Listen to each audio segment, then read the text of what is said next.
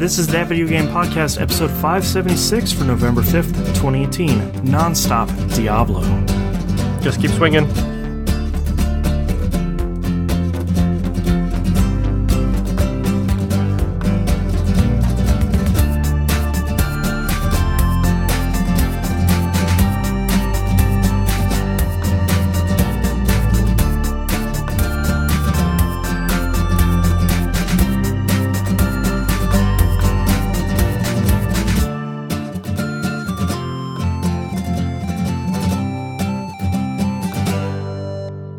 Welcome back to another episode of That Video Game Podcast. I'm your host, Boston. Joining me, as always, is Moonpeer. Hello, Governor. Brand new episode of We Rogue Like It is available this week for patrons. This will be the end of our first series, basically. Our first game, Hand of Fate, had 4 episodes like we thought. Sort of came to a nice conclusion. Mm-hmm. And then we will announce the next game on that episode. So if you're a patron, you'll get it this week. If you're a non-patron, you'll get it next Wednesday. So check that out. Patreon.com/E1M1, the ones are numbers, for all the cool behind-the-scenes stuff. I think that's everything, so let's just dive into what you've been playing, Moonpeer. Okay, so let's start with Red Dead 2, because I want to get this out of the way nice and early. Okay. So I'm still playing Red Dead 2. The game is still gorgeous. The game is still fun. I'm genuinely enjoying playing it. I'm taking a little bit of a break from it right now, because it feels antithetical to the nature of the game to play the game, which I realize is a strange thing to say. It's something my wife pointed out in Discord, which I heartily agree with her on this. You play a bunch of outlaws. Like, that's your title in the game, is you are outlaws. But committing crimes in a non-mission based environment is simply not rewarding enough.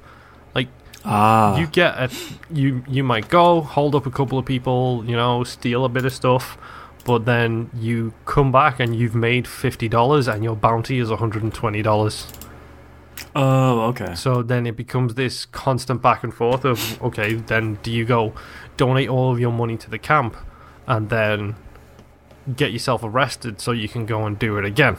It's right. It feels a little weird and maybe a little unbalanced in that manner. Yeah, that is odd. But I'm still loving the story missions. Right now I'm just progressing through the story a little bit. I haven't done too much. I'm doing some crafting, some hunting. I like Rockstar open world games, so this game is genuinely fun to me, and it is one of those immersive games where it's just, I'm going to run around and do some cowboy shenanigans. Right. And have a good time doing it, and I have been having a good time, and I'll be honest, I've been playing as a good guy more than a bad guy. So I'm helping people who are on the side of the road. I'm getting into shoot the barrels off the side of this cliff as like a little shooting contest between you and this gentleman who's up from Mexico to find a real cowboy gunslinger. Right. I'm enjoying all of these encounters that you're getting into. But I kind of need to stop for a little bit. Just give myself a little bit of a breather, because otherwise this is going to be the game I play until the end of the year, and that will be it. So, well, you don't really want to burn out on it too. Like, you get to the end of the story and maybe you have a challenging couple of missions, and next thing you know, you're just like, well, now I'm sick of this game, and now it's too tough at the end. I don't even want to do this anymore. Yeah, and so far, I'm taking it slowly, real slowly. I've done so much hunting and so much skinning and so on and so forth. But I'm taking my time, and it's going to be one of these games that I think I'm just going to pick up, play hardcore for a week, put down, play something else for a while. Right. Which brings me to my next game, which is Assassin's Creed Odyssey. Let me tell you, remember how I was saying how it's bad to go from AC Odyssey over to Red Dead because the controls just don't match up? Yeah. How's the other way go? It's just as bad. Because now I'm pulling right trigger to attack people when I should be hitting X and Y. Oh man! I need to stop. I need to put my foot down, and I need to basically play one of these 2 games through to completion. Right, like just finish Assassin's Creed and then... Yeah, that's the way I'm leaning, because I've already put probably about 60 hours into Odyssey. Right. So I'm probably looking at trying to polish that one off before I move on to the next one.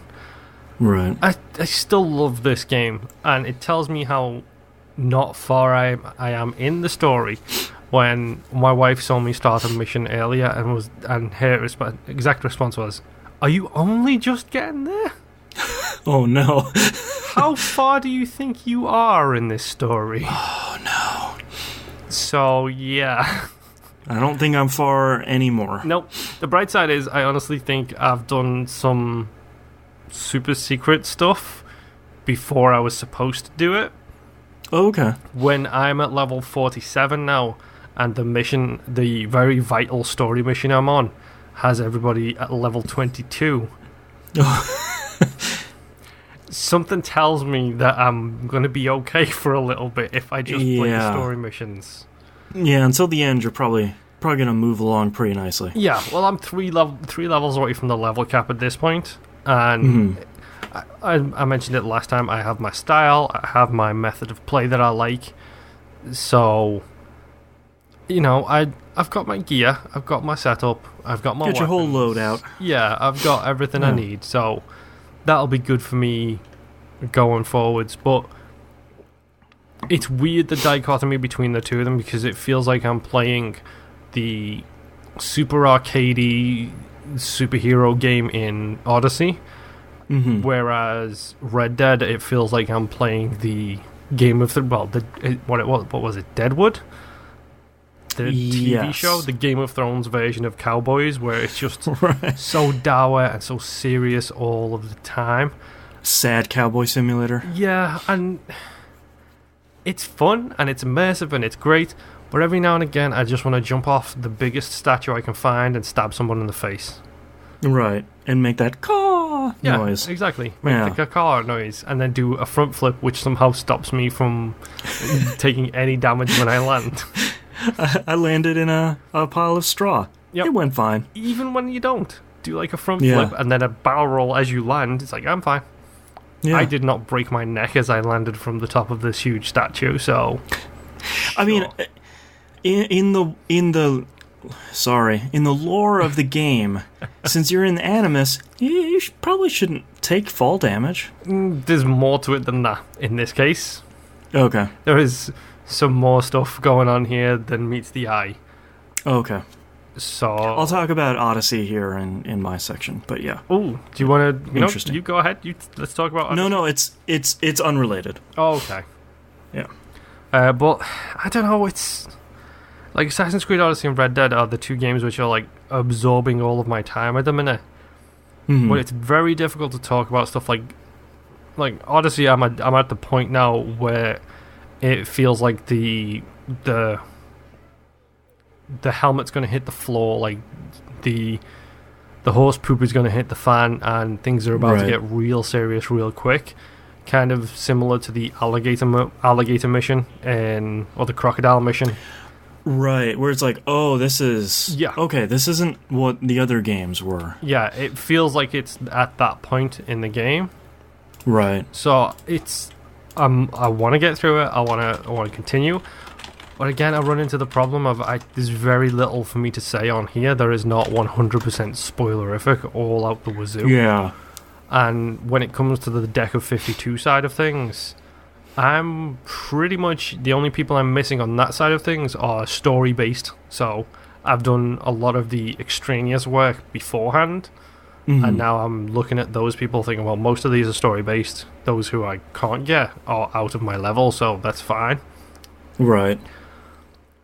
And then I flip back to Red Dead, it's like, oh yeah, I ride a cowboy, skin some deer. I got a perfect deer hide, which was great feeling when you skin 50 of them and you only get poor and normal, and you finally get one perfect one, just so I can do the stupid crafting and get my stupid satchel. It's got the stupid stuff on it. I'm maybe a little bit bitter about the crafting in Red Dead. I was picking up what you're putting down, because literally to craft some stuff you need perfect hides, which means you have to use a specific weapon and look for the best example of that animal. So you might be in a field of 50 deer and only one of them is a 3-star deer, which is what you need to kill with the specific weapon to get the actual perfect hide. I pulled on this deer banner and I got a 3-star deer card. Hell yeah. Yep. Luckily, my loot box, I used my Red Dead key, which in this case is a 6-shooter. I shot the lock off the box, and then out of the box popped a 3-star deer, which I then had to shoot once to get the perfect hide, because if you shoot it more than once, the thing doesn't give you a perfect hide. I'm not going to belabor the point, I promise. Everything in this game sounds terrible. That's the worst thing, though, dude. Mechanically, it's great. It is Destiny 2 in video game format again, where mechanically it's amazing, but all of the steps you need to take to get there are complete BS. It's just pulling teeth to get to the next fun part. Yeah, exactly. This is my Destiny 2, where this is my cross to bear. Yeah. That's the funny thing, is I can't insult the game because the game is gloriously great. Yeah. If you don't like, as we've discussed before, if you don't like the mechanics, that's a problem. So therefore, it's not for you. Like, we know this is not for you. Right. This is. Well, and it's a lot of this stuff is disappointing because it's like, why do you have to have varieties of deer? It just seems like there are too many. Like, there are too many obstacles to get from I want to craft a new pouch to crafting it. I wish they would have. I wish they would have gone the way of something like Far Cry, where it's like just kill 10 tigers. Mm-hmm. Just find and kill 10 tigers, man. You don't have to get the perfect tiger. You know, you don't need to get any of that. And then you can make this satchel. I know they're two different schools of thought, but finding the perfect deer and not screwing it up sounds almost punitive. It's a little bit. I think it's designed to show you how hard it is. Like, how hard it is to be a cowboy, and I get that. But then at the same time, after you've killed said deer, you need to skin it, put the skin on the back of your horse, take it all the way back to your home camp, donate it to the camp crafting / cook guy, and then use him to craft it. Oh, but by the way, now you need a perfect deer. You need a perfect beaver pelt as well. Mm-hmm. And beavers use their own individual type of weapon to kill them to make sure you get the perfect. Oh my god. It's okay. Can you fast travel with a skin on your horse? I don't know. I haven't unlocked the fast travel yet. Oh my god. There is an Red Dead. There is an auto run very similar to Assassin's Creed Origins. Very similar to that. There is an auto run feature. Yeah, like follow someone. Yeah, where you put a GPS down, you hit somebody up, and then you start running and you keep hold of the back button and it turns it into cinematic camera mode, which is amazing. Okay. The saddest cowboy angles. That wasn't sarcasm. It's actually a genuinely fantastic thing. I've seen a little bit of that, yeah. And then you walk away and you make your way to, wherever you've set the GPS to. If you do that to your home base, it's great. But then you've got random encounters along the road. You get people who hold you up. You get all this stuff that can distract you on your way from A to B. When if all I want to do is go A, hunt some stuff, then to B, to craft some stuff, I get distracted and then I lose my way, and then I've got a bounty and then I get killed, and then all of my trap skinnings are gone because I've just been killed. Oh my god. Great. Oh man. It's the best kind of chore, is how you can describe Red Dead right now. Like I said, it's Destiny 2, the best kind of chore. Right, yeah, like it's I fully understand why people dig it, because that's the same way I feel about Destiny 2, where it's like, I love this game, here's 400 things about it that suck. Yeah. And I still love this game, and it's Red Dead 2 very much seems like it. Like, if you get into it, and if it clicks with you, even halfway, you're all the way in it, and I think that's awesome. I wish that the game had a lot less friction, but I love that it's clicking with so many people, especially people that don't play a ton of games. Maybe they're playing a game or two a year, and Red Dead is clicking with them. I think that's great. Yeah, I mean, it's what can I say? It's fun to play. It's fun to be involved in that world. It's not fun to realize it's 2 a.m. and I should probably have been in bed 3 hours ago. Right. Like that's where the not fun side of it comes in. Let's see what else. That's it on those. So let's talk about Hollow Knight. Haha. Yeah. So I'm really struggling with Hollow Knight right now. Okay. Because it feels so punitive at the start of this game, because I'm still at the beginning of this game. Okay. I have no idea which way to go. I have no idea what my abilities will help me unlock. I have no idea at all which direction I should be going in, especially based on everything I hear about the secret areas in this game. Yeah, I wouldn't really worry about secret areas. That's on the outside edge of the map. Okay. I honestly, the biggest thing I can tell you about Hollow Knight is just explore. You'll see, and it's going to be very obvious where you can't get to somewhere. Like, you'll see, you get to the end of an area, and like way up high, you'll see an exit to another area. Yeah. It's like, okay, I have no tools to get there. I'm going to put a little pin on my map, come back to that some other time. A bit like the drop at the very, very, very beginning of the game, where you come out of that little tutorial area, it's a huge drop down, and that kind of... Okay, that makes sense. I'm in the weird forest area right now, I think. I met Sly, and I met a knight. Right. That should give you an idea of You're where on I am. Green Path? I don't know what the places are called. The green area? It doesn't tell me anything, dude. It tells you when you go into the area. It'll tell you in like the lower left-hand corner. It'll tell you on the map, too. I don't have an update on my map yet because I sit at benches and it doesn't update my map. That's odd. It only seems to update my map when I go back to the hometown and sit on that bench. Then it will update my map. That's odd. It shouldn't be doing that. And I have the quill, and I have the thing, and I have everything I need to update my map. It's not doing that.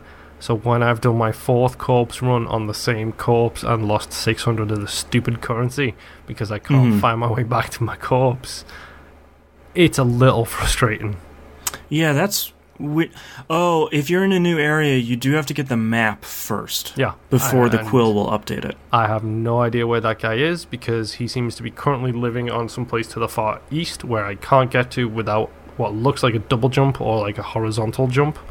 Yeah. I can hear him right there. I know he's there because I can hear him.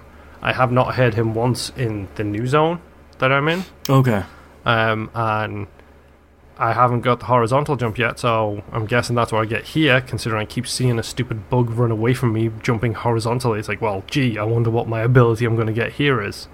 Yeah, I don't know if you get that there. That's not the first one you get, I don't think. I don't know. I got the stupid fireball thing, and now I'm exploring a green place. Fireball is not as useful as it seems. No, it's not. But yeah, the beginning of the game, I feel, is... one of the things if you're running into...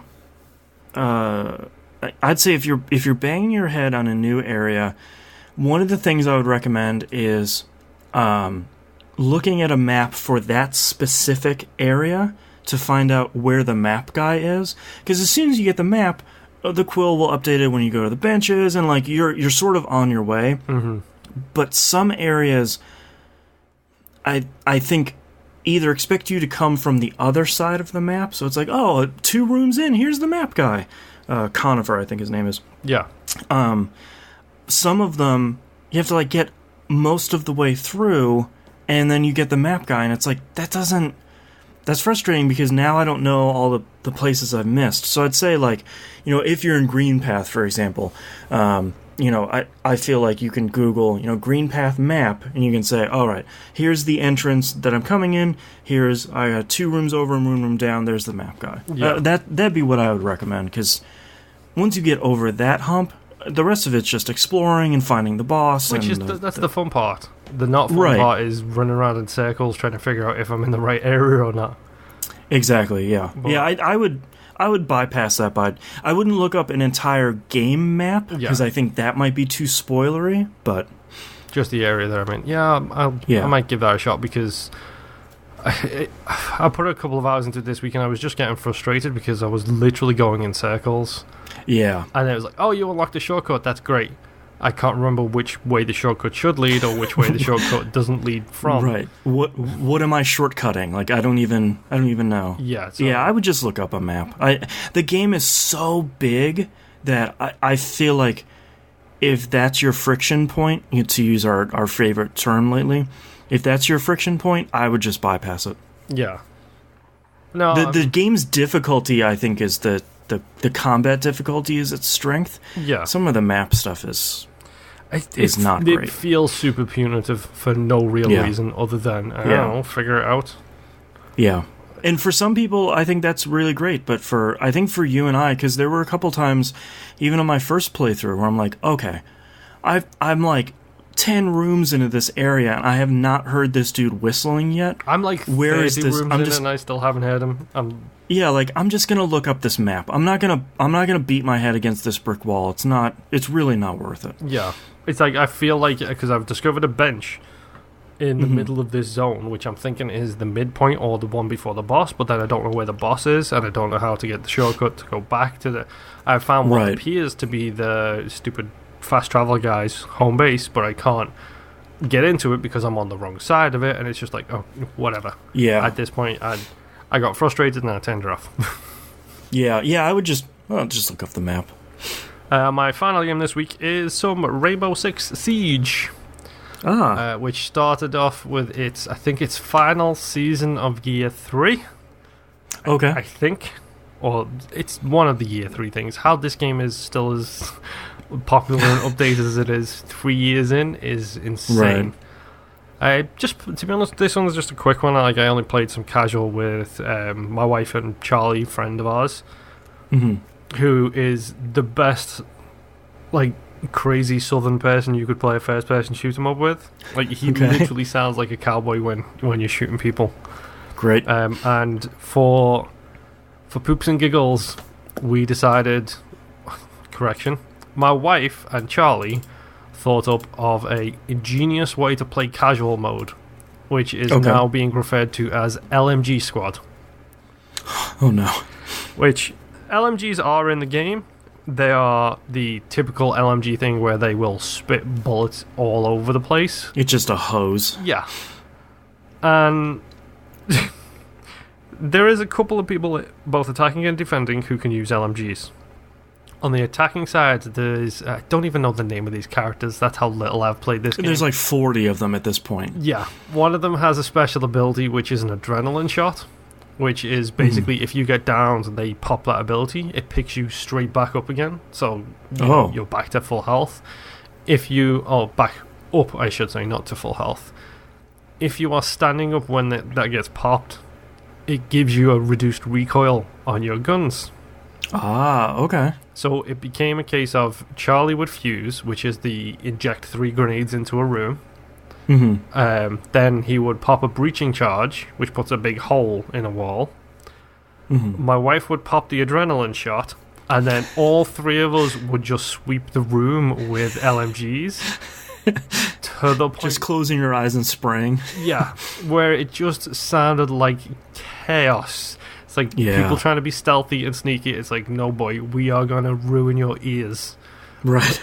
You want tinnitus? Because we got tinnitus for you, and you, and you. Everyone gets tinnitus. Because it's just deafening when 3 machine guns are all minimized recoil. Right. Maximized, ammo in one magazine / drum. Literally just firing bullets into the entire room from 3 different directions. You end up with a strip of wall missing across the side of this wall where all 3 of us have just put holes into it. It's like, you know what? Sometimes it works, sometimes it doesn't. But the most important thing is it's really, really, really fun. It's always stupid fun. Yeah, and it was one of those things where it was just it worked for a while, then it stopped working, and then it worked again for a while.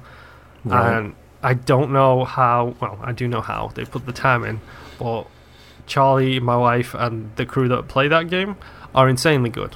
Insanely good. I did okay. I didn't do great. I did okay. I'm surprised. You were holding your own. Yeah, I'm surprised I didn't get more negative messages, because I don't know if it's just the fact that she has lady in her gamer tag, but I performed way worse than she did, and she still got harassing messages. Of course. Including a 1v3 situation where she clutched the victory for our team, and one of our teammates sent her a message saying trash. Great.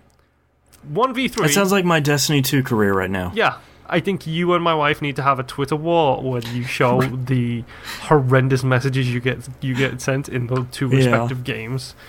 God, it's so bad lately. It's so bad lately. It hasn't been bad until these last couple of weeks. PlayStation Plus.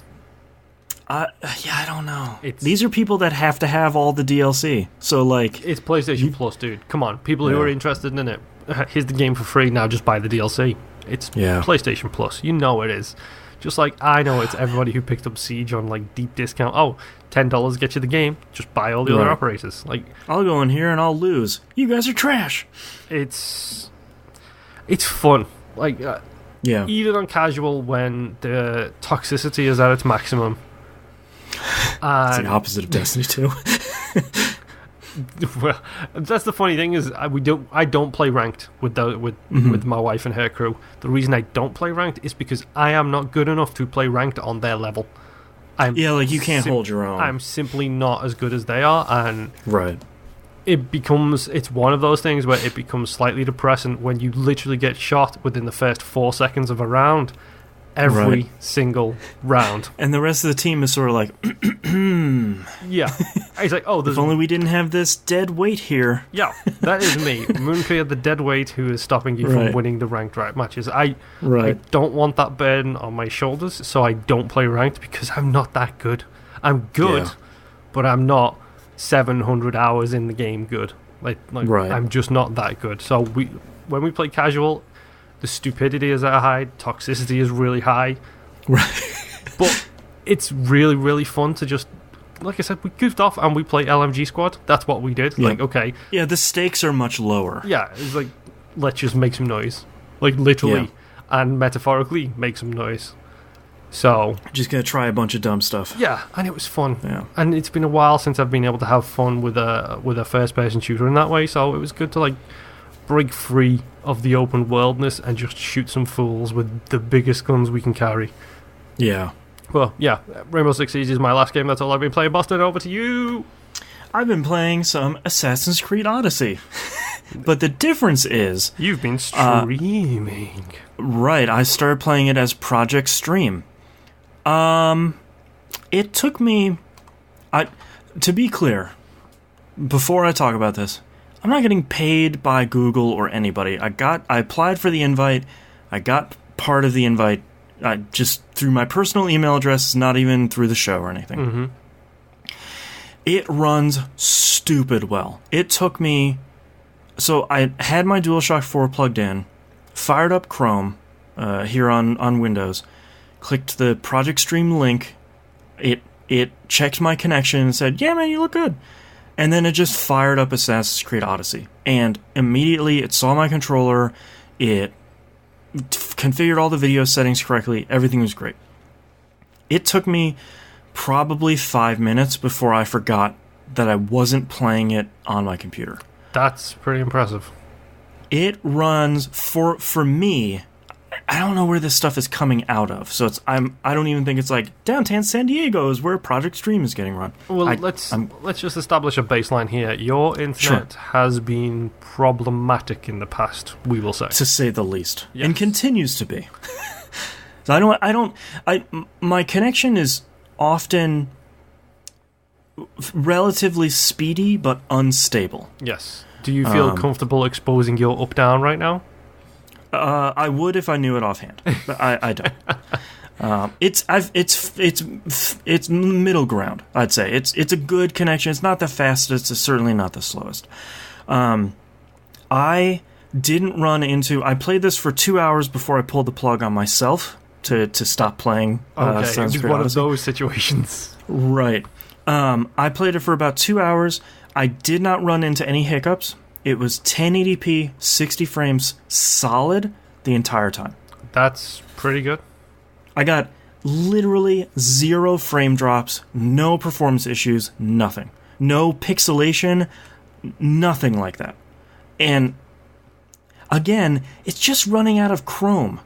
Just the browser. I didn't have to install a plugin. Like, it's this thing where it's like, okay, cool, Google's like, I'm going to give it a shot. Yeah, and like 2 hours later, I was like, I have to stop playing this because I will just keep playing Assassin's Creed Odyssey on a copy I don't own. Yeah. And that's not going to work. You want them sweet save files for yourself. I do, yeah. And it's like, the saving is great. Like, I fired it back up. I still have my save. I still have all my Uplay or Ubisoft Club stuff. Like, all the stuff integrated with the club. It ran.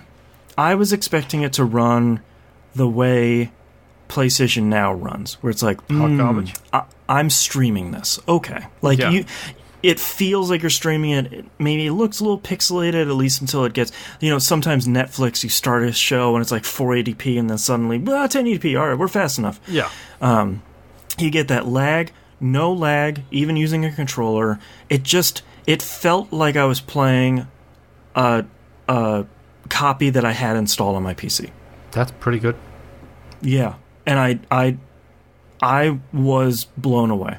And the part of the reason why I had to stop playing is because I forgot that I was playing a copy I don't own. And I was like, okay, well, yeah, I'll go hunt down this dude. Yeah, sure, and do another mission. It's like, wait, no, I can't do that. No. So, out of curiosity, will you be picking up Odyssey? Oh, 100%. I mean, to me, Odyssey is just... Even before playing this, it was only a matter of time before I'm getting it. And I love the Assassin's Creed games so much that I want to play all of them. Yep. And playing the intro to Odyssey reminded me, hey, Origins is good. How about we make a better one? And I said, yeah. And he said, how about we have this cool lady Cassandra? And I'm like, yeah, she is cool. Yeah. So, yeah. Assassin's Creed Odyssey seems really great. Project Stream is really great in this beta. I am very excited to see what this is when it comes out of beta. Number one, from a catalog standpoint, but number two, from a how much does it cost standpoint. Yeah. Because Ubisoft actually came out, the CEO came out this week, I think during an investor call, one of the investors asked about, why Project Stream, like what's going on here? Big fat paycheck from Google, that's why. No, what they actually said was really interesting. They said, we have to find a way to take our games and easily break them out of consoles and PC. Yep. If someone can play Assassin's Creed Odyssey on an NVIDIA Switch or their Chromebook, which, by the way, will run Project Stream. I think you mean an NVIDIA Shield, not an NVIDIA Switch. Yes, thank you. Not NVIDIA Switch. If they could stream it through their Switch, even better. If they can take their game and take it out of these 2 to 3 to 4 platforms that they're on right now and bring it to... If the accessibility becomes global instead of only the people who have this console.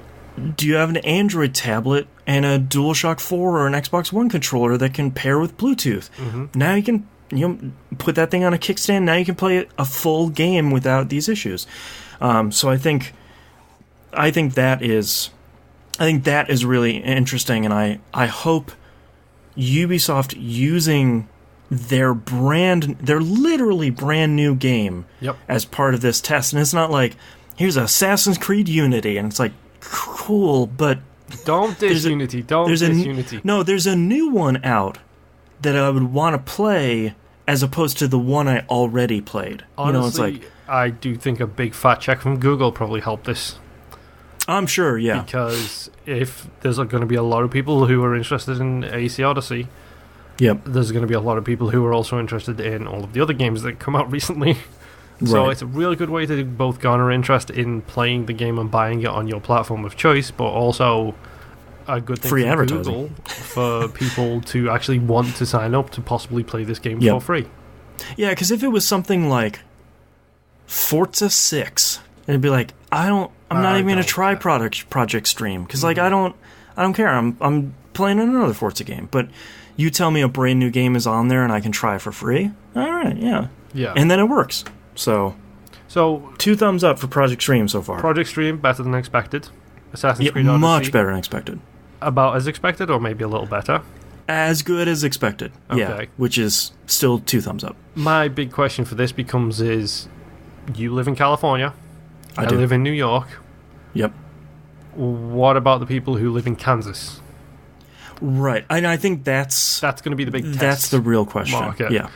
When you live with somewhere that has, maybe you have high speed, but maybe it's not the super fastest, what is that experience like? Does it just look a little worse? You know, do they turn down the graphical settings to keep it running smoothly? Does it run at 30 frames but still looks good? You know, that sort of thing. Stability-wise, what happens if it drops? Does it automatically pause the game? What happens in games like roguelikes if you can't pause the game and you get a stability hitch? That's going to be... There's so many... potential issues on the way. I think they've made a good choice with the game they chose. I just want to hear the feedback from the quote-unquote flyover states. Yeah, what do we call him? Joe Q, Street Fighter fan? Yes. Yeah, exactly. Next up, Forza Horizon 4. I got the Carlton, so I'm done playing. Yep, I saw you tweet that, and it made me laugh. Yeah, I didn't play a ton this week. I did get to level 10 of the green ones. They're off-road. Cross-country? Yeah, so green ones is cross-country, orange is off-road?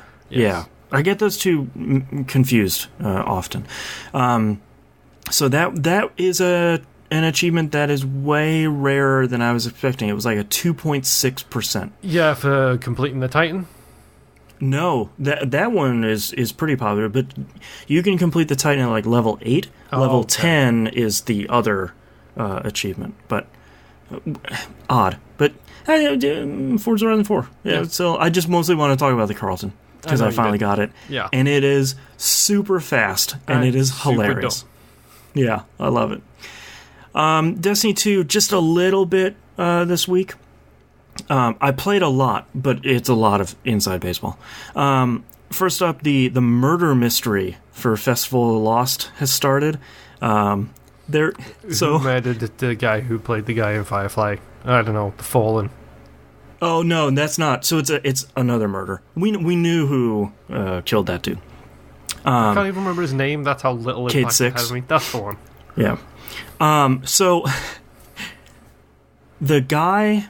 You played this on European Dead Zone. You know the British sniper guy that's like the vendor there, Devrim K. Yes, at the top of that church. He voiced a character in Destiny 1. He voiced the Cryptarch, the guy who decrypts engrams in the Reef. Okay, so he was one of the DLC Cryptarchs. Okay.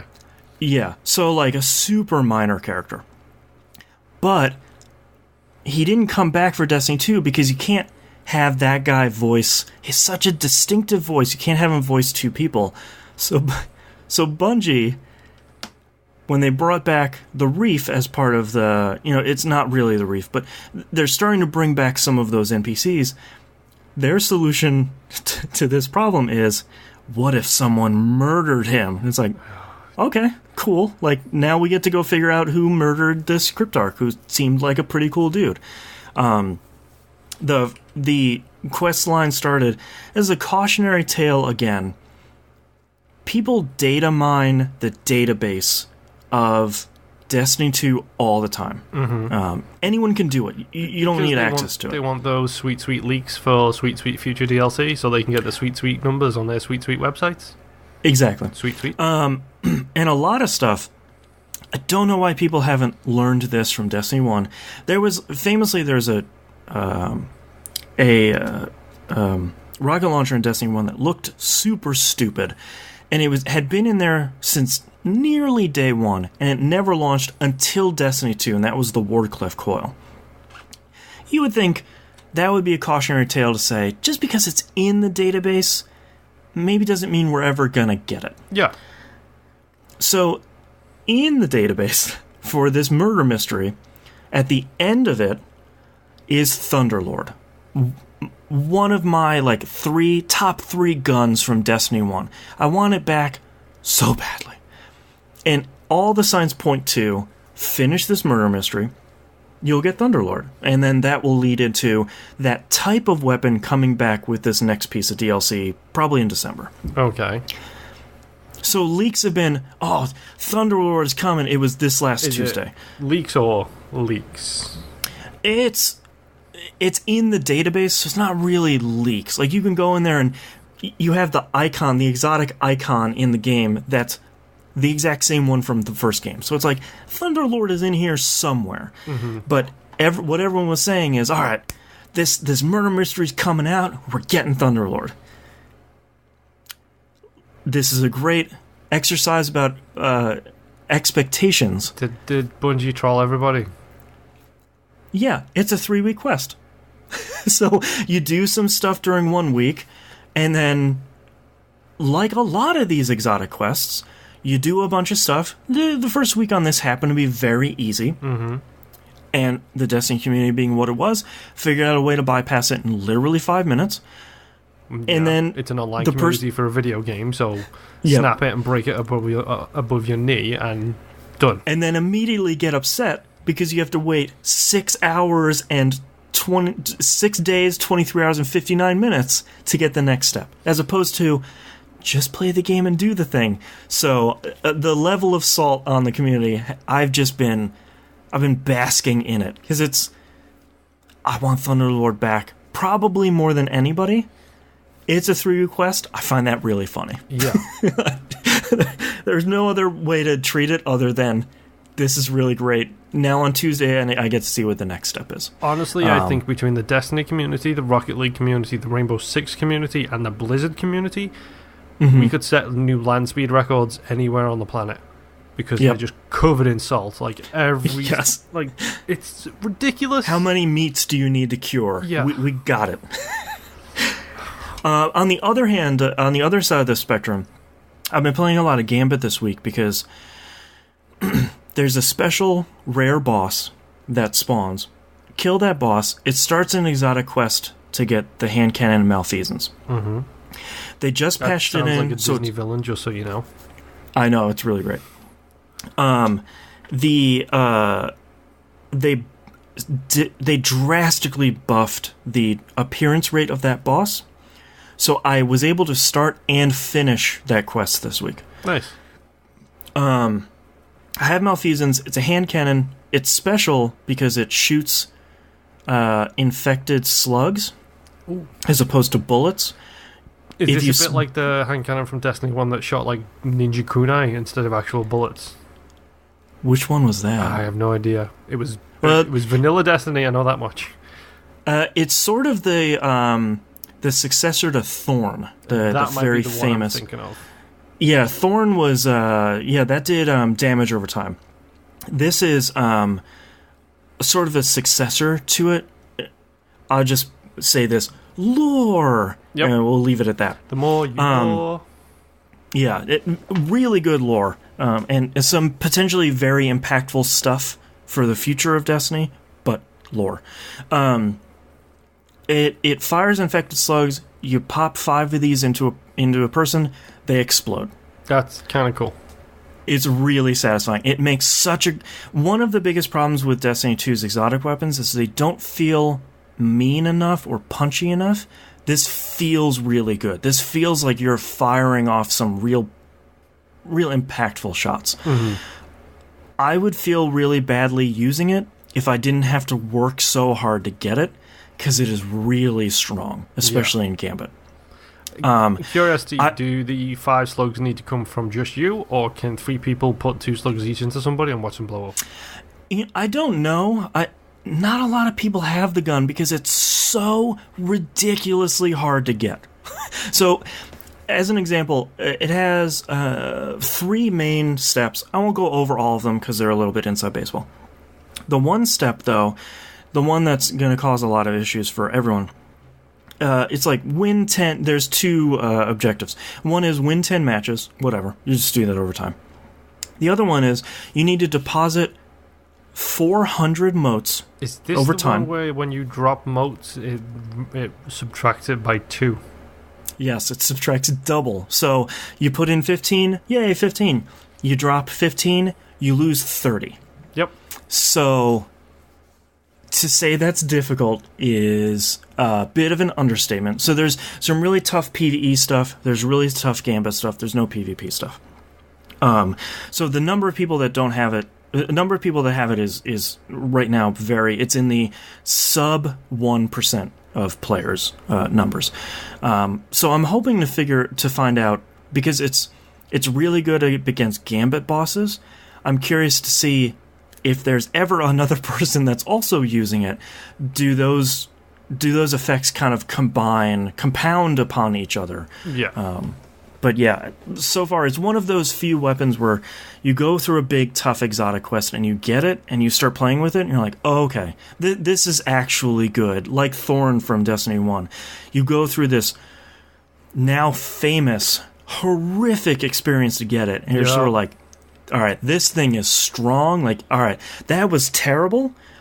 This is 100% worth it. Mm-hmm. So nice to see there's still some of that. And last but not least, I tried the Tetris Effect demo, the weekend demo. Tetris Effect is really, really interesting. So for anyone that doesn't know, it's a Tetris game made by the guy that made Luminous and Rez. Mm-hmm. And it's so interesting to see the DNA of those two games influencing Tetris Effect, because at its core, Tetris Effect is a standard modern Tetris game. It controls exactly how today's Tetris games work. T-spin, holding blocks, push up to drop all the way down. You know whether you like that or not. There are no options to change it to classic Tetris.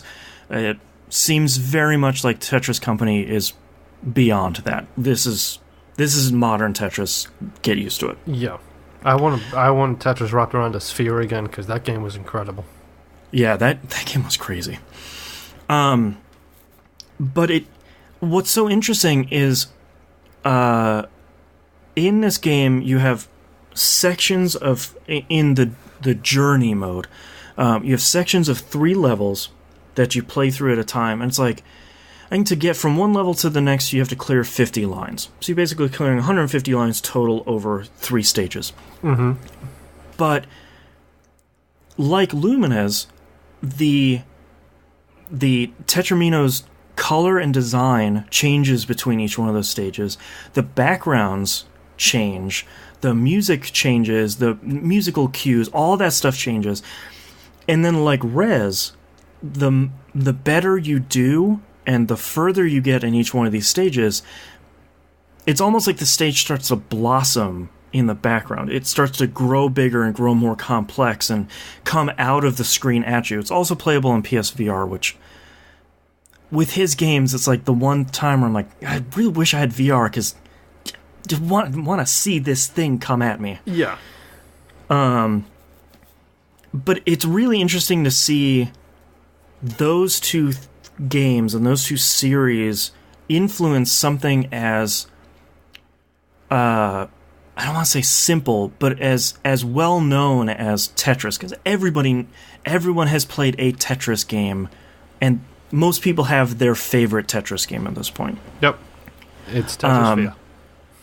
Yeah, Tetrisphere is really good. Journey mode is really interesting, and I think it's nice to see that they had 2 other modes unlocked. One which was just endless, which is just get to 150 lines as fast as you can, and it's going to get faster over time. Mm-hmm. The other one is a mode I can't remember the name of, and I forgot to look it up as soon as we started. But every so often, it seems like it's based around the number of lines. It puts an effect on your playthrough. Oh, wait. And Tetris Effect on your playthrough. Right. Haha. And some of these are really interesting. I wrote down some of them. one of them was it zooms the screen in really close, so the entire screen is filled up with the Tetris playfield grid. I don't know. It will give you the same piece 7 times in a row. Okay. Yeah. It will flip the screen upside down while flipping the controls, and it'll do that for 7 pieces. Okay. It'll take a section of your blocks and flip it horizontally, which could be good or really bad. Like, it's all these effects that are really fun, and they don't fundamentally change how Tetris is played, but it's enough of a twist on it that's the mode I could see myself playing. You have your mode where it's sort of like, I'm going to chill out, listen to some really good music, or I'm just going to see how far I can get at, the standard difficulty level. Yeah. But I feel like this is the one that is probably going to be the most fun to play, especially long term, because it just puts the screws to you a little bit without really feeling that mean. Like getting 7 of the same piece in a row, that's not insurmountable. That's not impossible. Yeah. Unless you're all the way at the top of the screen, then you have larger problems. But yeah, then that's not going to be the issue, is whether or not you can stick the 7 bricks in at all. Right. But Tetris Effect seems really great. 4K looks great. HDR looks really good, even though it doesn't have the white level, black level balance, which is really weird. I don't understand that. But it looks really solid. To me, I don't know if it's a day one purchase because it's $40. To be honest, it's about right though for Tetris games these days. I mean, right. Real Tetris was $60, I think. Yeah, but there were a ton of modes in that though, and I think one of the problems I have with the demo is understanding all the modes in the game and how much longevity that might have. I don't feel like I understand that yet, so it's not a day one purchase. But if a bunch of reviews come out and say like, all right, we've been playing this for weeks and we're not going to stop anytime, and here's all the modes, and the Giant Bomb Quick Look shows it's 2 hours long, that point I'll be like, all right, here's my $40. I'll play a bunch of Tetris. Are you ready to feel a little stupid? Sure. Because that mode that you're talking about, it's called Effect Mode. Ah, crap. Yeah. That's on brand for me. It says it's divided into 4 categories: relax, focus, classic, and adventurous. So whichever one of them was probably available in the demo. In the demo. That's the one I was looking for. Okay. Yeah, it seems really great. I'm really interested in it. I'd love to support the developers. They've done a really good job at making a modern Tetris game, and not like something. Puyo Puyo Tetris is a really great example. That's a cool thing of like chocolate and peanut butter together being really, but sort of better than the sum of its parts. Yeah, being something that's insane. I like the Tetris Effect is. Here's standard Tetris, and then additional modes. Yeah, it's got a sprinkling of insane on top. Right, and it's more like, here's Tetris that we've made look and sound really great. But that's all I've been playing this week, so let's take a break.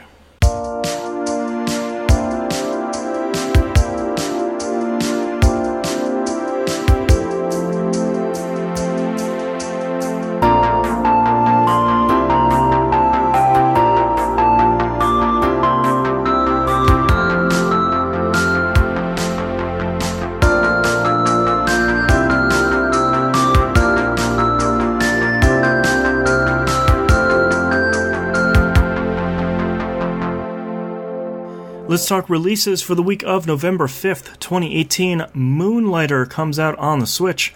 Comes out digitally on Tuesday, and comes out physically like over the weekend for PS4 and Switch. So, don't freak out if it's not at Best Buy on Tuesday. So, they've been doing a lot of patching to this game.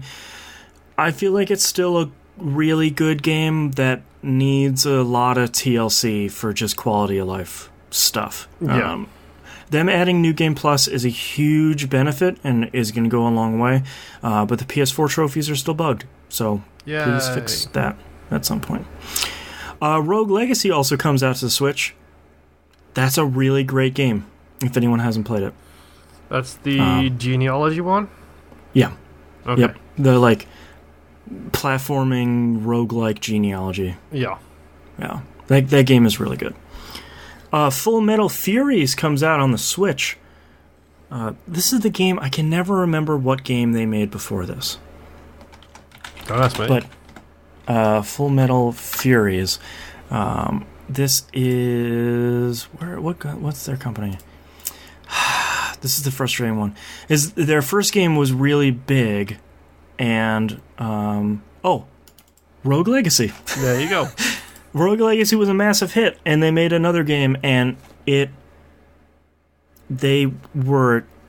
almost closed the company. It flopped so poorly. Oh, wow. And most people, one of the biggest problems is no one remembers it's a Rogue Legacy team, and nobody knows it came out. So that's frustrating. So I might check it out on Switch to help them out. Grip comes out on Switch and PS4. There was that PS1 game called... I know the one you're thinking of, because I used to love it. And where you drive on the top of the track, too. Spiritual successor to that. Yeah. Give me a good Extreme G, guys. Come on. Yeah, why? I feel like... I'm surprised there isn't, like, an indie Extreme G. Future Motorsports seems to have died a death. We've got... re-releases and remakes of the same old Wipeout games. Extreme G's gone. F-Zero is basically non-existent except for a Smash Brothers level at this point. Right. What a bummer. Forza Horizon 4 is good. Yeah, it is. Yeah. But it's no Extreme G. That's true. Yeah. I don't know how to pronounce this game's name. Deracine? So From Software is putting out a PSVR title, which have fun with that, guys. Yeah, and for me it's unpronounceable. So I don't. Yeah, I'm interested to see whatever the hell this thing is going to be. Yeah. A World of Final Fantasy Maxima comes out for PC, Switch, Xbox One, and PS4. I think this is the first time it's been on PC and Switch. The previous one might have come out on PC before. Basically, it's an expansion of World of Final Fantasy, more levels and characters and summons and stuff like that. There is an upgrade path if you already own it. I think it's only like $15 or $20, so you don't have to go buy the new version. You can just buy the DLC. Yeah. But I might check this out on Switch because I played the demo of the non-Maxima version, and it's pretty fun. It's a good nostalgia trip. Valiant Hearts of the Great War comes out on the Switch. This is Ubisoft's World War I super bummer adventure game. Okay, not the other Valiant Hearts. Right. That's... Or whatever it's called. Valiant something. Yeah, what was that one called? Not the really cool RPG action thing. Yeah, God, I love that. I love that game, too. Yeah, I don't know. And last but not least, Tetris Effect comes out digitally and physically this week. I think on Friday. Okay, let's move on to news stories. BlizzCon 2018 happened this past week, which snuck up on me for some reason. And during their keynote, they announced a whole bunch of stuff. I'm going to skip over some of the stuff, like a new character for Heroes of the Storm and a new character for Overwatch. That's a new expansion for Hearthstone. That stuff isn't super exciting. What is super exciting is Destiny 2 is free to keep on Battle.net until the 18th of this month. So go download it, and it's yours for free, the base game. Yeah, so they're doing exactly what they did on PlayStation Plus. Yep, but the new benefit now is, if you buy Forsaken, you get all the DLC. So for $40, you get the first 2 DLC packs and Forsaken. So go scoop it up, peeps. It runs and looks so great on PC. They did announce that WoW Classic will launch in 2019 for all current WoW subscribers. I could not care less. I'm so interested, not in WoW Classic, because I lived through that hell, in real time. I'm so interested to see people that think they want to go back to WoW Classic Oh yeah, going and playing it and being like, oh, this is we have come along. The last 13 years have been really good to WoW, and going back is not good. Yeah, it's going to be like we'll get like huge numbers week 1, huge numbers week 2, and then a very rapid off a cliff jump.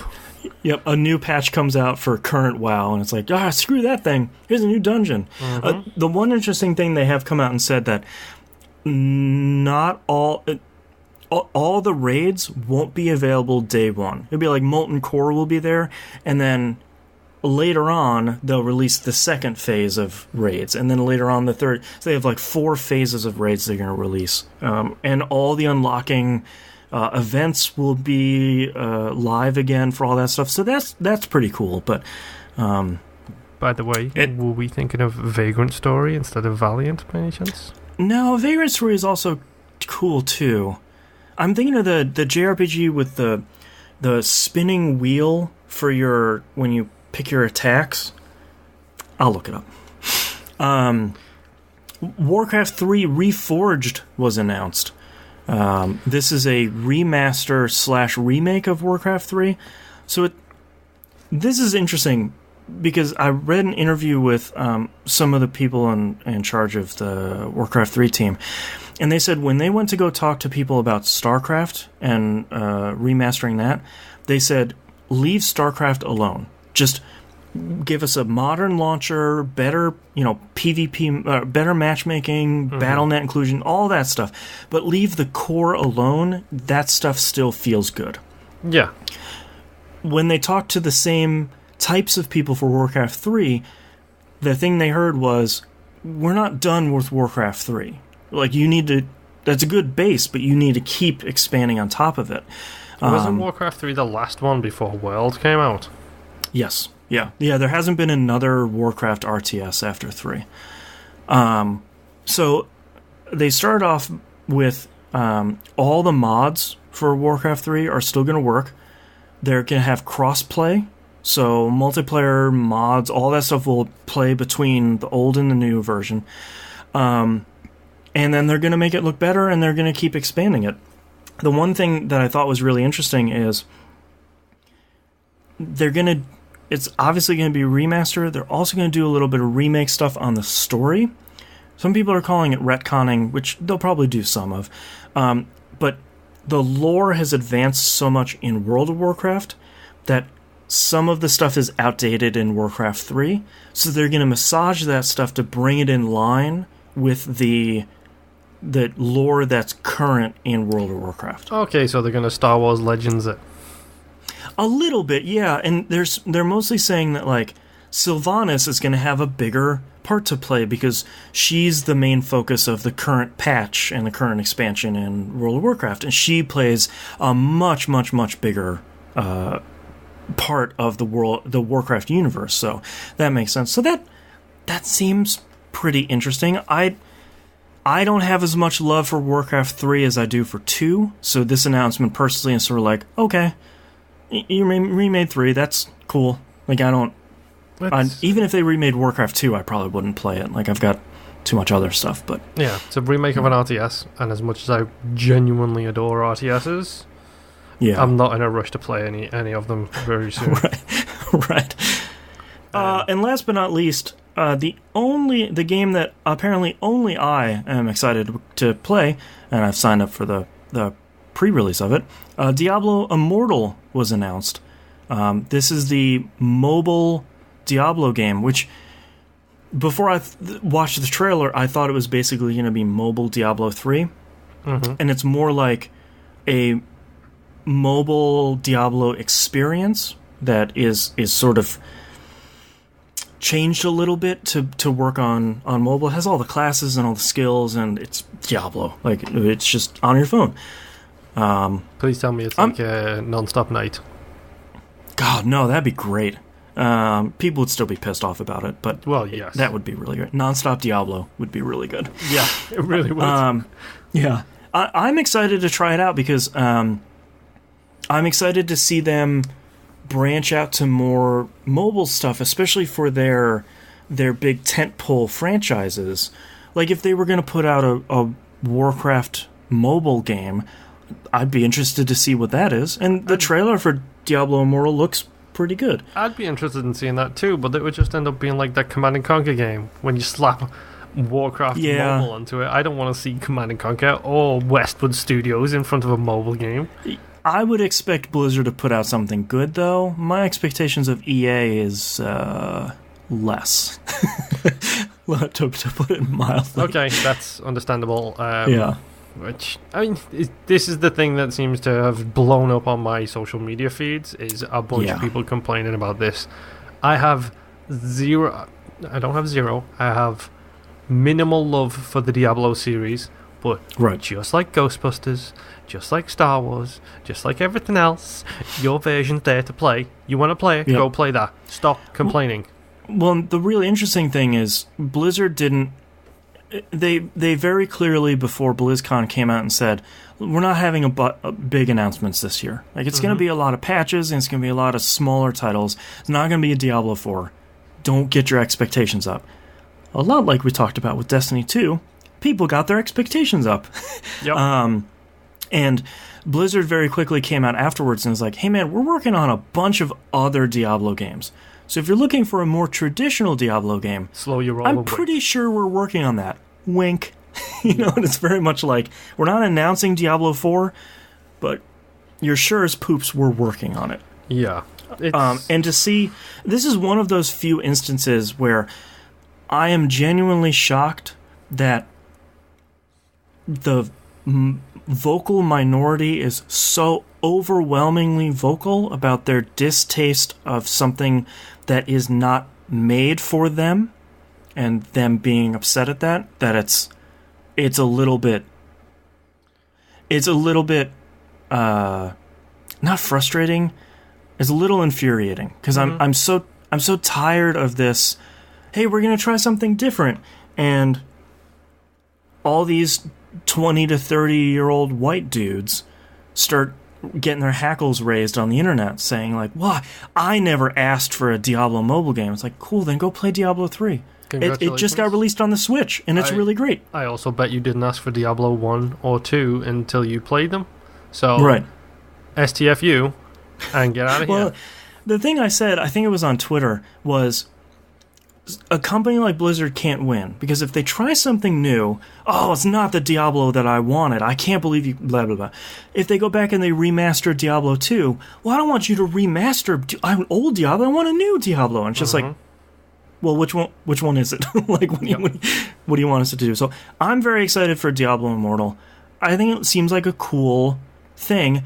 I know they're in air quotes for anyone listening to the audio version, internet sleuths have found that this looks like a version of a Chinese mobile title that maybe Blizzard is working with to sort of fix up and make a new Diablo game and come out here.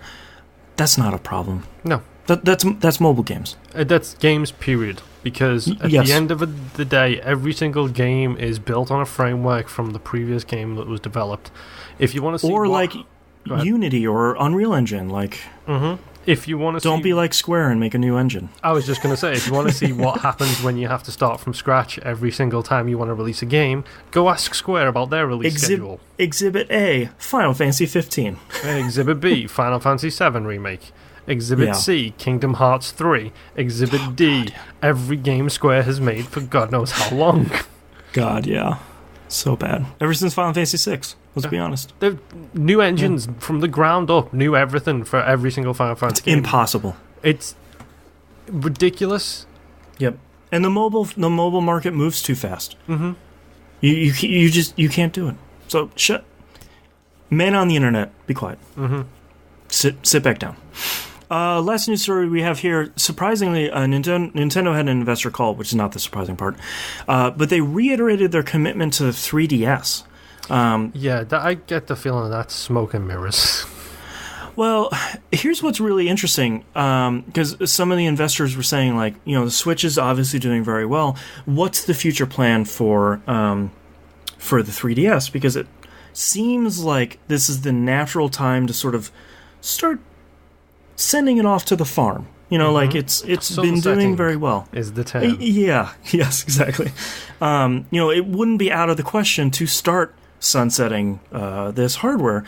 And Nintendo doubled down and they said, look, the 3DS is the main tentpoles of it is it's affordable, portable, and lightweight. Yep. So and durable as well, based on how many kids have got their mitts on it. 100%. Comparing that to the Switch, which is not as affordable, it's semi-portable, it's less lightweight, but it is definitely, and not the thing you want your kid to bring on a bus ride for 6 hours. Yeah. And the battery isn't going to last. Nintendo is saying, like, look, we have the Switch, sort of our premier experience, and we have the 3DS, which has a huge library of titles, has the 3DS shop, and the hardware is, you have your 2DS, which is really great for kids, you have your standard 3DS and all the 50 million colors. It's doing really well for us, so we're just going to keep sticking with it. Mm-hmm. So they did... Well, go ahead. I was just going to say, so Nintendo are homeschooling their child right the way through high school, keeping it close to base, whereas Sony took their child and dropped her off at a fire station about a month after it came out. Right, and said, I don't want this anymore. Mm-hmm. Well, and the really interesting thing that Nintendo was really honest about, they said, the only way we would fast-track sunsetting the 3DS is if we can figure out a way to have one household buy multiple Switches. Mm-hmm. That's the only way that you flip that market around for Nintendo, because buying multiple 3DSs, that's not a super huge thing, because they're portable and every kid gets one. Now go to your room and shut up. Yeah. At one point, I myself had 5 DSs. Right. Like, at some point, you just start to collect them accidentally. Yeah. But buying multiple Switches, right now, that seems like a tough prospect. So unless they can figure out how to crack that part of the marketplace, then the 3DS fills that part of their market. Mm-hmm. And it's still doing really well. So I don't know why they would get rid of it when it's still selling. Unlike the Vita, where it's not doing well, that makes sense to sunset it. So interesting. But let's move on to some questions here. Maximus Prime in Discord says, I loved the companion app craze a few years back.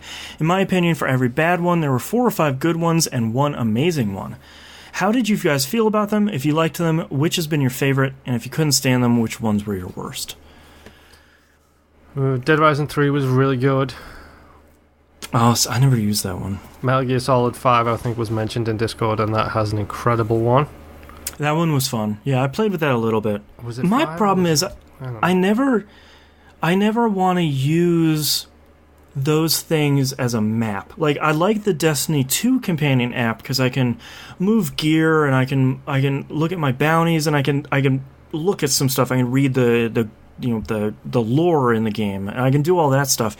But it doesn't have like the planetary map, which I feel like is the default go-to for a lot of these games. Just like, pull out your tablet, put it in your lap, it has the map on it. It's like, well, I can just hit the touchpad and I get what they're going for, but...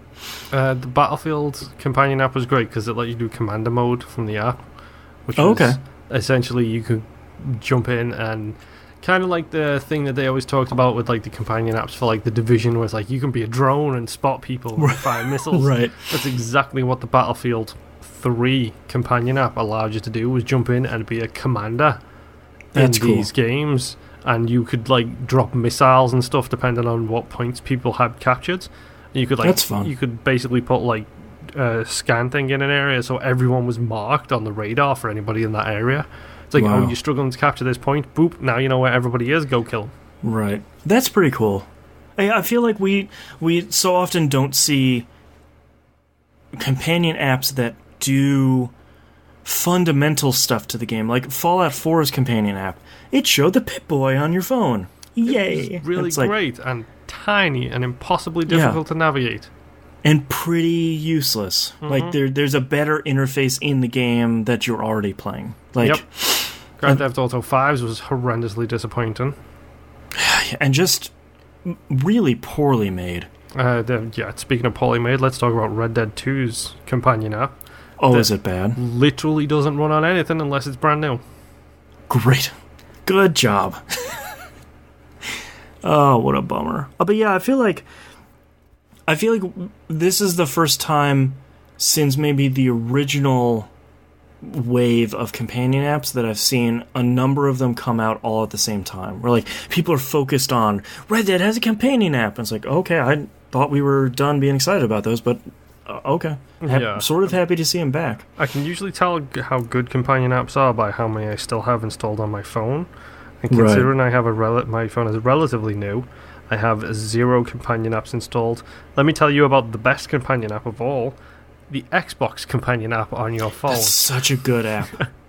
It's literally the polar opposite of the PlayStation app. Where the PlayStation app, I now have to have 4 individual apps installed on my phone, and half of them, when I open it, sometimes they just don't work. Mm-hmm. But the Xbox app is so good. I have one PlayStation app installed on my phone, and it told me I got a message, and I knew it was from a spam account. But I hit the notification to tell me I had a message, and it took me to the Play Store so I could install the messaging app. I was like, nope, go away with your stupid notifications. What's the worst is all that stuff used to be in the PlayStation app, and they've just started breaking them out. Don't do that. Mm-hmm. I don't want a bunch of apps. Nope. I want one. I want one that does my... And I like the green one. It does my messages. It does my captures. It does the store. I can search. I can redeem codes. Yep. The only thing I can't do on my Xbox companion app is edit clips. Right, which, like, maybe soon. Who knows? Yeah, who knows? T-Bomb Rocks has a couple of questions for us from Discord. There's 4 big releases left to finish the year out. 5. Just Cause 4, which I sort of forgot was coming out. It's late November, early December, so it will not be included in our Game of the Year lists. Yeah. Fallout 76, which I think is coming out next 2 week or weeks? something. I don't know. Yeah. Hitman 2, which I would love to play.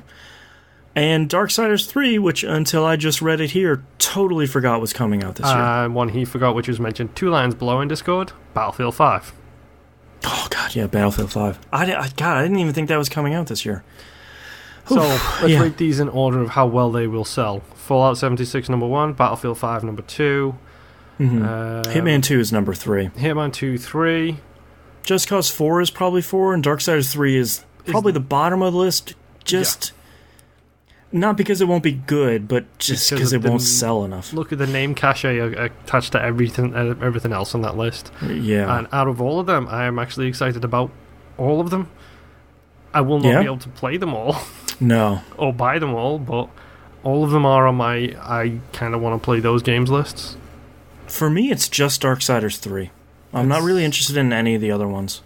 Yeah, I mean, I've always loved the Battlefield series just cause I literally have full gamer score on every single Just Cause game. Yeah. So that tells you how pumped I am about that. I'm hoping this one is good because I've never really gotten into a Just Cause game. I'd like to... Academically, I'd like to play one just to, like, see how crazy it is, and I like open world games, but... It's compared to the rest of that stuff. To be honest, the best way to get into the Just Cause games is to not care. Do a little bit of the grindy bit at the start until you can get yourself a launcher, rockets, grenades, or whatever, because the aiming in those games is not great. But then the second you have yourself a launcher, aiming goes out the window. Start blowing everything up. Yep. Start hook-shotting giant slabs of concrete to tankers and then swinging them around like Fast 5 just with the safe chase. Yeah. Those games are insane, and this game has weather weapons just to make you that much more interested. It's one of those things you hear and you're like, yep, okay. It fits. That fits perfectly. Mm-hmm. Oh, wait, sorry, my wingsuit now has like rockets attached to it? Sure. Yeah. Why not? Great. I love it.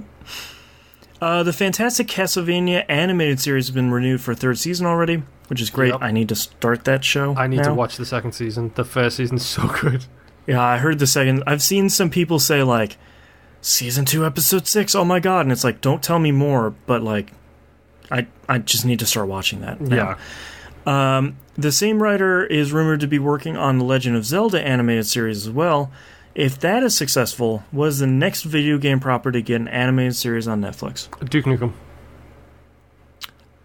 My serious answer is Mass Effect. Oh, that's really good. I feel like you take that whole lore and everything. Imagine Mass Effect in the Cowboy Bebop style. Yeah, sold. It kind of fits. Yep.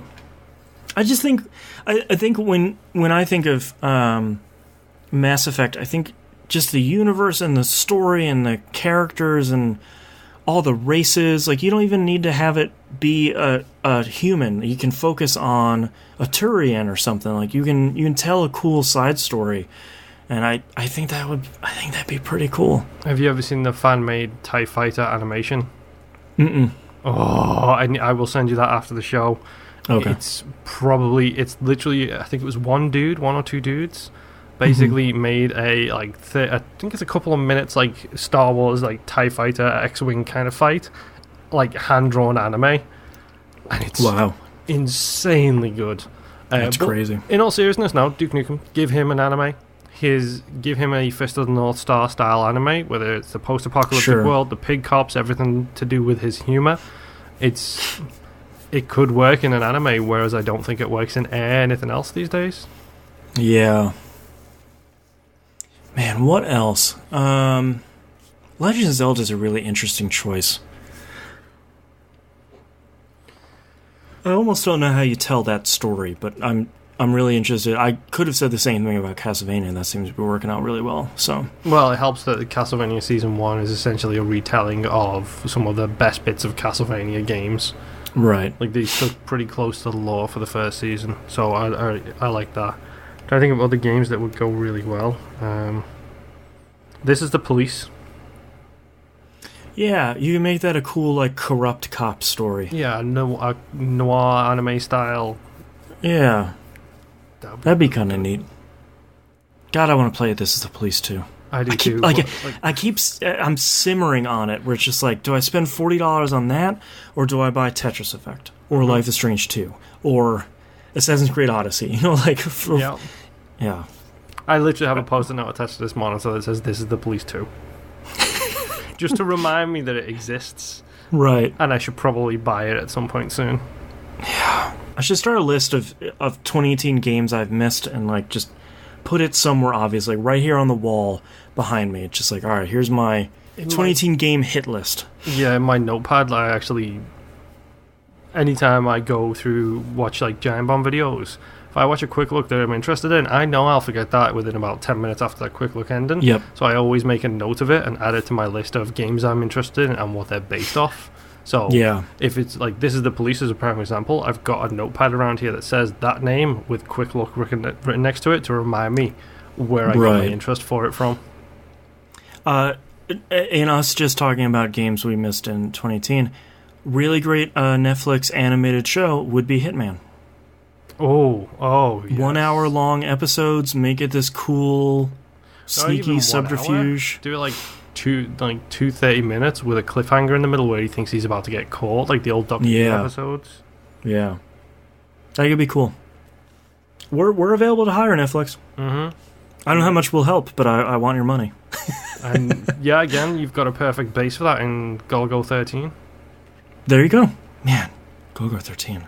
I haven't thought about that in a while. Mm-hmm. If I'm right, I think that's the anime where someone gets killed with a bullet made of ice. That sounds right. That would be the show. Mm-hmm. Either that or Lupin the Third. One of the two.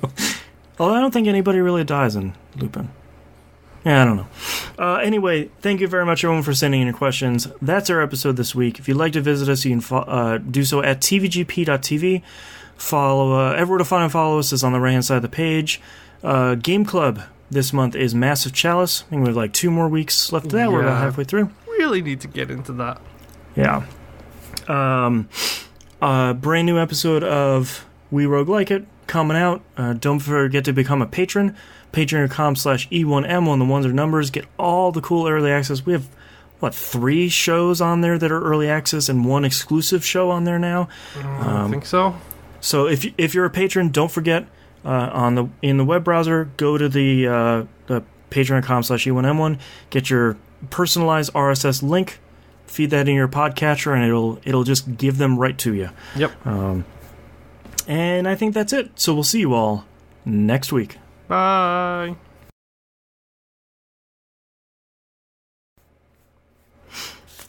I'm now finally hungry, now that it is 4 o'clock. Okay, my first title suggestion is Duke Nukem, just because so Randy Pitchford will retweet it. Okay.